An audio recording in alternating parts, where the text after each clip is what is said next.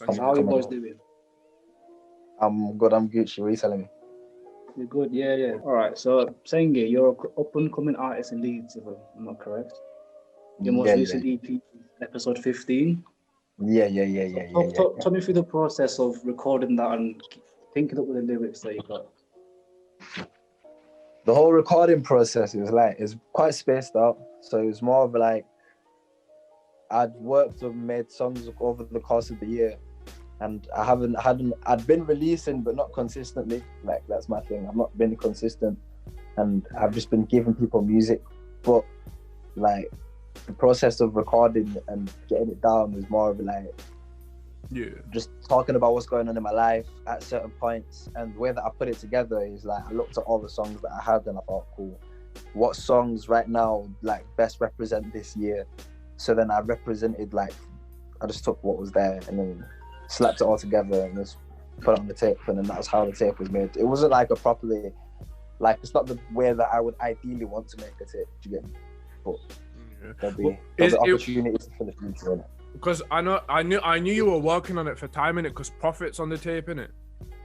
I asked you to do the and I made a visualizer for it time ago. I don't even remember when it was, but that was time ago. I remember.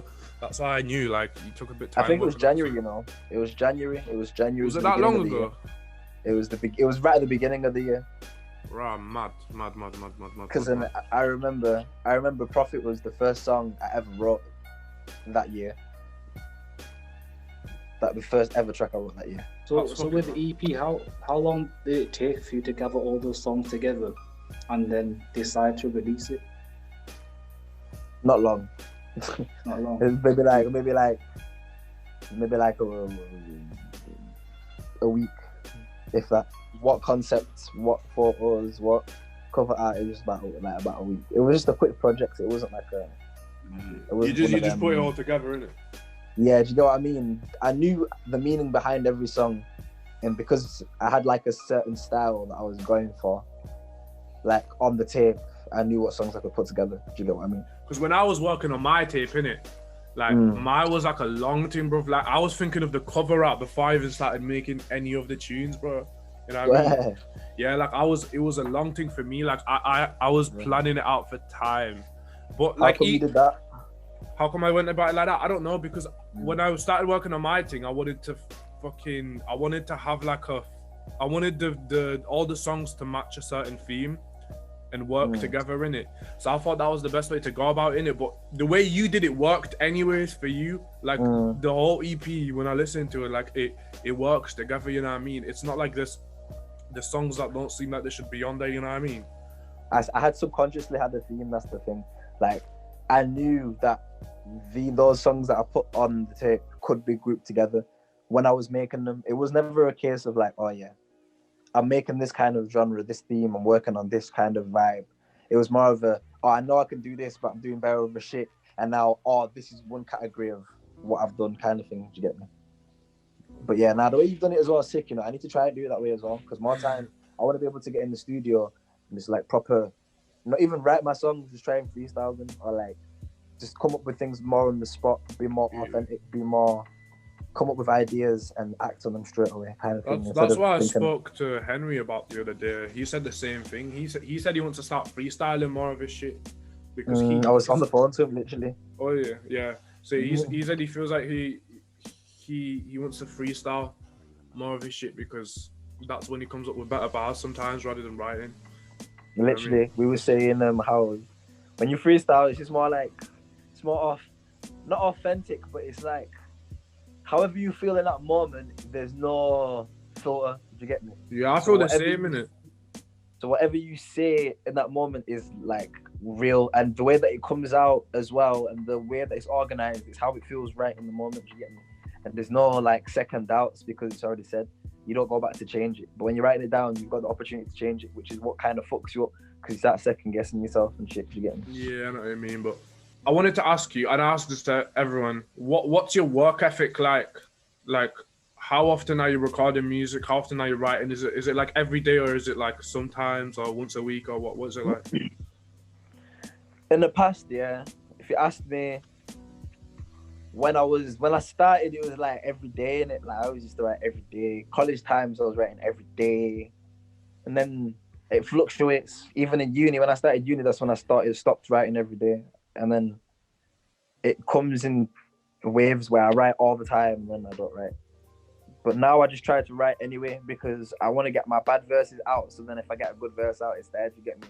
I want to keep exercising the fact that I can write, and I want to be able to build my freestyling ability, which is why I'm trying to like build a studio and shit.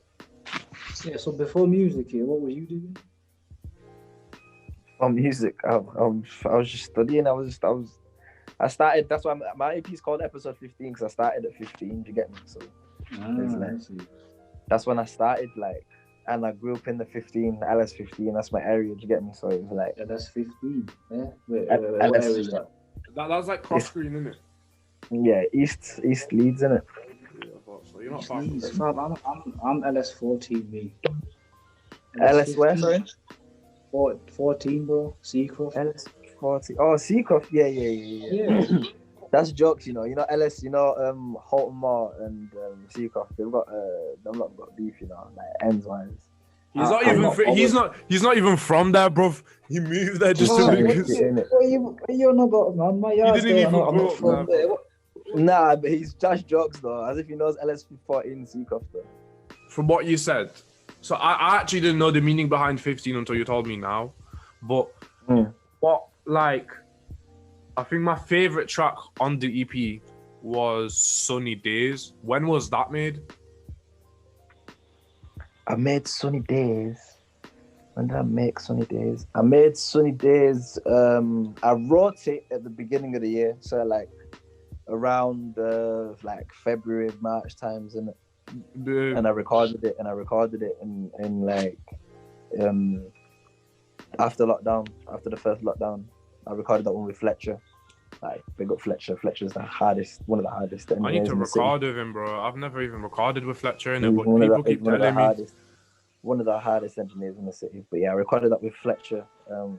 He was doing his thing. But yeah, the song, I don't know. I was just talking about like the difference. Like, the one thing I like to say is, would you really appreciate the sun if there was any rain? Like, would you appreciate any heat if there was any cold? Like, there's always a balancing thing. Bro, that's why I keep telling people, you know, that's one of the things I stick by, bro. You can't have the good, like, you wouldn't be able to appreciate the good without the bad. You get what I'm saying? That's why I rate that, bro. Literally. That was the main concept of the song, like the sunny days concept, like sunny days, like when I'm reminiscing about the rain, like you have to remember about the bad times when you're up, because if you don't, then you're just not gonna, you're gonna forget about where you came from, and then your ego will get in the way, and then you start to become a person that you don't want to be. And other people that you're condemning and saying, oh yeah, these men are like this, rare, you just end up becoming like those people. Do you get what I mean? Yeah, 100%, bro. So, but I'll ask you one more question before we get to Pon's questions. But it's weird. It's probably weird me asking you that. But fucking, what? Because when I spoke to you before we actually did this interview, podcast over, you said you wanted to talk about competition within like music in Leeds. Yeah, not even just in Leeds, just in general. In general. Like competition in general in music. Competition in general right now is so like. The only reason I wanted to talk about it is because I was just watching like Chip and what he's doing right now. You get me? Yeah. And why he's coming for Stormzy and the way he's coming from, because like I think it's grime. Like that's what grime is. Do you get me? Like grime originated from the how competitive was. Do you get me? Yeah, 100%. That's one thing I feel like is missing almost. Like I feel like it's good to have like friendly competition, like clashes, and not even clashes, but like even like obviously with Corona now, we can't do like live performances and shit. But even if we could, it would be lit to have like live performances where everyone's like got a mic, or there's one mic going round the cypher. It's like we're all arguing and battling to see who's ready to grab the mic, who's ready to shell it, who's gonna make the crowd make the loudest noise. You get what I mean? That's it. Yeah, I read that. And it's in and when you're friends with everybody, it's lit. Do you get what I mean? Yeah, it's exactly. positive because everyone's benefiting from it because then everyone's been involved in the conversation if everyone's shelling it. Do you get what I mean? And yeah, of course, one man might get like brought down a bit, like, yeah, that guy was dead or that guy is dead, but someone's still talking. That's still exposure. Do you get what I mean? Yeah, One exactly. man might say one thing and another person might say, nah, he shelled it. Do you get what I mean? So either Yeah. or, like Because that kind of energy is missing these days. That's what I'm trying to say. yeah, I understand. Because what you're talking about is like kind of like a friendly thing, more of what you're saying, innit? I'm wanting you. How do you feel about people like the leads in general? Like, where do you think it's at, bro? Because I have a certain way I feel about it. Because I'm an artist from Leeds, obviously, but I want to know what your opinion on it is, bro. Like, what do you think the scene's like at the moment? I feel like everyone's just in their own lane, innit? Yeah, Because it's as the industry is a game, bro. It's like it's a massive game, innit? And it's a dog eat dog world, innit? Everyone's gonna get what they can, how they can get it, and it's not like everyone's gonna build communities, innit? And everyone's got their own communities, and everyone's in their own lane. So I feel like everyone's doing what they want to do behind closed doors and do whatever they want to do to get to certain positions in it. And I feel like that's good in certain aspects in it, but I feel like this whole narrative of like the music industry is a snaky business, I don't feel like it's gonna help because it's always been like that. People always say that Leeds don't support enough. Like there's always the narrative there to push us against each other. Do you get what I mean? Which is what makes it interesting, but we can use that to our advantage if we're all cool with each other and we've got a mutual understanding. Do you get what I mean? Thing is, though, that's the thing. I feel like people don't have a mutual understanding, though. Like, and that's all right, you know, because sometimes, not everyone has to be cool. You don't have to be cool with everybody, but at the same time, you can still acknowledge the fact that okay, my man's over there doing his thing, I'm over here doing my thing.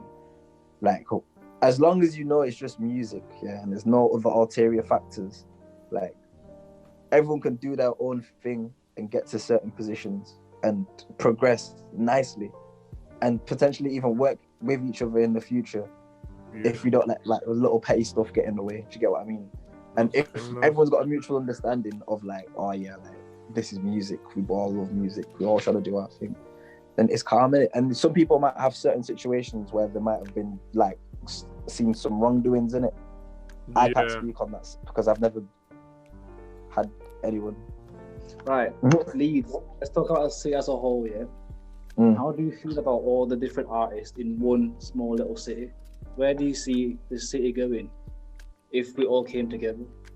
Because you were talking about people being in their own lane, kind of, but what if everyone, like, because I think that people should be more together.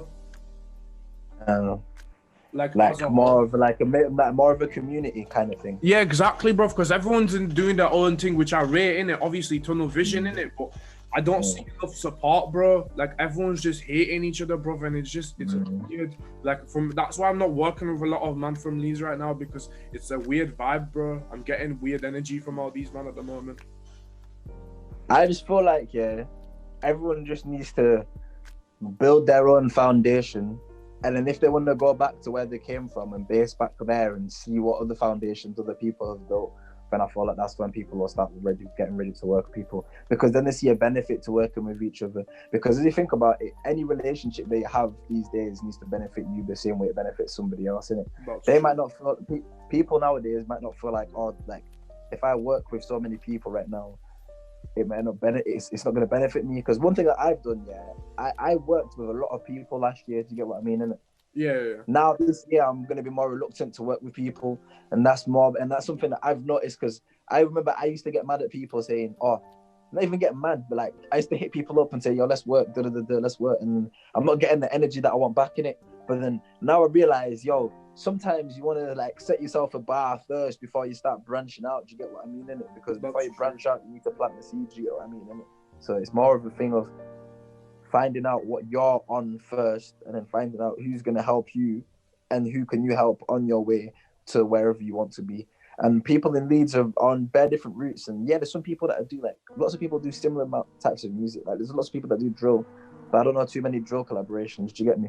Not many people are collaborating right now, but that's not a problem. I feel like it can help, but at the same time, everybody wants to set a foundation for themselves because we have to push the bar. Do you get what I mean? Because the level of like standard and what's expected of these is low. Do you get what I mean?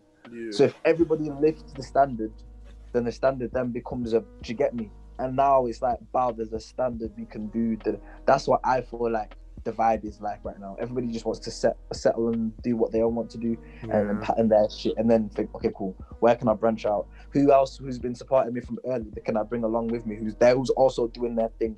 Who's doing it? Do you get me? Like, that's the mindset of people that I see in it, and I don't have a problem with that because obviously everyone you just have to adapt in it. That's the game.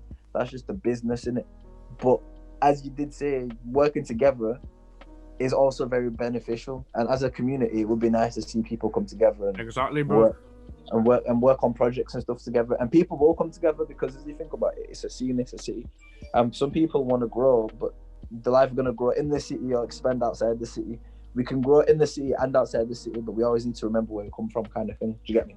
Yeah, that's facts. Like, because you're talking about foundation, but don't you think it's a bit hard to build a foundation when there's all this beef going on right now? That's why everyone's trying to build their own foundation, and then it becomes a standard in the city as a whole. Do you get what I mean? Because it's like, I'm an artist, obviously, so when there's some people that I've had opportunities to work with that I had to decline because of certain reasons, you know what I mean? Affiliation and stuff like that, which affects my career at the end of the day, because when you're an artist, one of the most important things to grow, like one of the best things to grow your fans base is to collaborate, you know what I mean? So when you're not, let's say when you've got an opportunity from somebody who's a lot bigger than you to work with you, you have to decline it. It's a bit annoying, you know what I mean? Just because of affiliation, you know? Oh, I feel you. And the thing is, with me, I don't care. Like, I'll work with whoever.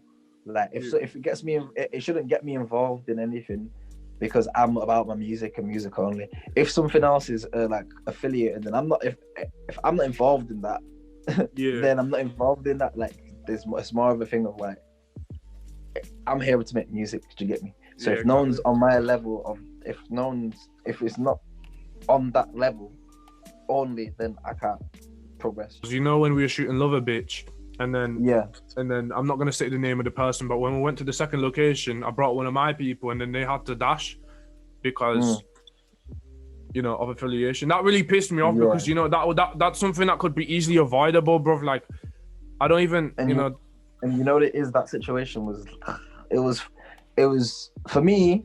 I'm not aware of certain things that are happening. Do you get what I mean? Like, I'm not like in touch with like everybody that's younger than me. Do you get what I mean? Yeah, no. Like, I'm 20 years old. Do you get me? Like, I've got uni. I've got other stuff to worry about. Do you get me? But I'm still cool with certain people that are like, for example, 1 year younger than me or 2 years younger than me, that are just doing their shit as well, but about their business, innit? Yeah, it's just mad to go back to a place where I've grown up in and seen bare madnesses and like hearing about their stuff. And now it's like, I don't want to make it a thing, but it's going to become a thing. But it doesn't have to be a thing, do you get me? Yeah, for you, bro. And it's a pointless thing. It's like, why would we even want to get involved in like a madness like that? It's not beneficial. Life is a game, and that is not going to help you win the game in any way, shape, or form. Exactly, bro. That's what I think, innit? I don't know. And the sad thing about it is a lot of these kids don't need to be in these situations as well. You know what I mean? Like a lot of these youngers don't need to put themselves in that situation. They do it to look bad in front of their people. You know what I mean? Because that's something that people can crave, and I understand it, but at the same time, it depends how you brought up in it, and it depends where you brought up. I can't fault certain people because of certain environments, certain situations, but certain people, like, some people just do it when there's no need. Do you get me? Yeah, no, and that's what I don't understand. That's what I'm saying. That's why I think it's just like, you know, if there was like if there was a good reason for it, then fair enough, you know. But I don't think there's always something different or something better you can be doing at the end of the day. So I don't know. Do you think music contributes to what people, how people behave, and like things that the violence-wise that they like? Violence-wise, or like just in general in life, like, do you think music has a massive impact on the way people conduct themselves? As much as Yeah, I fuck hate Like, to, do you feel like someone's gonna change how they feel because of a song they heard? what were you gonna say? Yeah, Paul? seeing the new year sevens nowadays. You know them little ones with the fucking like puffer jackets. You know how they act nowadays. Yeah, I remember now. I was in year 7. Yeah, you know them fucking Gola bags that's like strap on the side. Yeah. I was listening to like, what was I listening to? Fucking Maroon 5. Yo, that used to bang. I don't care. Right, Yeah, and year I seven. look for that listening fan. They're in their fucking classes. Yeah, earphone on one hand, just like, yeah, man, I'm the fucking True. guy. You know. Yeah, but that's the thing. That's what I'm saying. It's as much as I hate to say it, it is the music and it's the celebrities, it's the bigger rappers, bro. Like, and I'm not saying it, you can make the same argument about video games. Like, at the end of the day, even though somebody promotes something, that doesn't mean that it's going to influence everyone. But you know, certain drill rappers, I guess you could say, I don't fucking know, but certain drill rappers are, you know, whatever. It like they promote the image of that, which for some reason is appealing to the younger audience, bro. Cause us man I know think that it's it's not the appealing to way. people. I think it's appealing to people that don't live it, because don't it's live like it. a movie to them. Yeah, do you know what I think it is? Yeah, is that with music, you don't just listen to it once, do you? Listen to it over and over and over again. Yeah, exactly. And like some That's messages that rappers give out, sometimes it can be taken to the wrong things, you know. And they listen to it over and over again, and they make up their own little, you know, they make up their own little scenarios and shit. And it's weird music, man. Like, Honestly. don't get me wrong, I'm not saying that this music shouldn't be around, because at the end of the day, like, that's what I grew up on as well, you know, and I rap about certain things like that. But you know, then I rap about certain things, and I think to myself, you know, let's say if I had a little brother, you know, would I want him to hear that music and what I'm saying in my songs? That's why I stopped wouldn't mind, yeah. Go on. I wouldn't mind hearing it, but having the other side, like conversations like we're having today, so they can understand where they come from and understand it. Because people are taking it in without wanting to understand it. Do you get me? And that's where the problem is, and that's where the problem lies. Because then it's up to the person who's listening to understand it. Because Exactly. just like you watch a movie, you know it's not real. Do you get me? Exactly. Music isn't always exactly word for word, bar for bar, exactly the same. Like, Exactly. it's I agree with exaggerated in certain senses. Obviously, there's realness behind it, and it can stem from a real place, a real feeling. But certain things would be exaggerated as well, and some people exaggerate more than others, and that's where shit gets techie, because those exaggerations get forced into real life actions when Do you know what I'm saying? they don't But have to. like I'm saying, like, I'm not got, like, I agree with what you're saying. Like, I feel like I don't mind hearing it, as long as there's sometimes maybe an artist releases a song that really shines a light on the reality of living that type of lifestyle. Do you know what I mean? Like Potter Paper. Like Potter Paper. Recently. Exactly. His thing's hard, because he's narrating his life, but then also talking about, like, why would you want to live this? Like, this is something I used to do, and this is it might sound like it was lit, but at the end of the day, the bottom line is this is not what you want to do, because it's like, this is not the life. Because, you know, is a lot of these rappers rap about all the shit, but they don't realize, like, the fans or the people who watch them don't realize this is the stuff that they used to do. It's not what they're doing now. You know what I'm saying? Most of the time, at least, you know, it's not the things that they're specifically doing now. You know, it's the past life, especially American rappers. You know what I'm saying? Like, they often talk about doing this, doing that, but don't get it twisted though. Some guys are still active live. So some guys are still active, like they've never even made any money from music. But, you know, I'm not gonna sit here and say, oh, it's bad, because I put shit like that in my songs as well. But, you know, that I know that I noticed recently that I've got a lot of younger followers. I realized that, like, a lot of younger followers, like year 8s, year 7s, you know, 11, 12, 13-year-olds. So I realized that I've got to I can't just share a bad image on everything. You know, I can't make every song about, you know, and if I do make a song about it, I'm going to shine it in a light that it wasn't a nice experience. Do you know what I'm saying? Yeah, not glamorizing it. Exactly, like Through the Night, for example, where I was talking about it, but I wasn't making it cool. You know what I'm saying? Because a lot of these men will jump on tracks, so they'll be like, I don't know, chef this guy, got down this guy, got down that guy, you know? Like, I'm but not sometimes really... that's not reality, you know. You can't fault somebody's reality. No, sometimes it's the reality. Sometimes that's their escape, though. I hear what you're saying. Some men might actually like be on the road so much, yeah, that when they go to the studio, the only time that they're actually getting the anger out in a different way instead of putting the knife in somebody is actually in the studio, like, yo, man, screaming on the microphone. Do you get me? Like, I've known guys that have just been like proper, like, not like on job to the point where they actually like go stabbing man, but like, yo, the fighters in it, like, for no reason, like, bring them to the session one time and then they start chilling off. Like, the anger goes in the microphone instead. You get me? So 100%. Like, sometimes man just channel the energy in different ways, which is why I understand it, but not everyone understands that. Do you get me? So I think it's our job as artists and just people with platforms to let people know, yo, this is where it comes from, this is how it's made. And then it encourages other people to do it as well, because it's like, yo, if we can do it, anyone can. Do you get me? All right, you man. Anyways, this was Rapperware. We're wrapping it up. Bow. Anyways, shout out to Sengi. Love for coming on. Come on. Shout out to Pond for staying. From now on, I'm not going to be in D's. It's going to just be Pond. This was just. I'm not used to this yet, but fuck it. I'll do it fast. Exactly.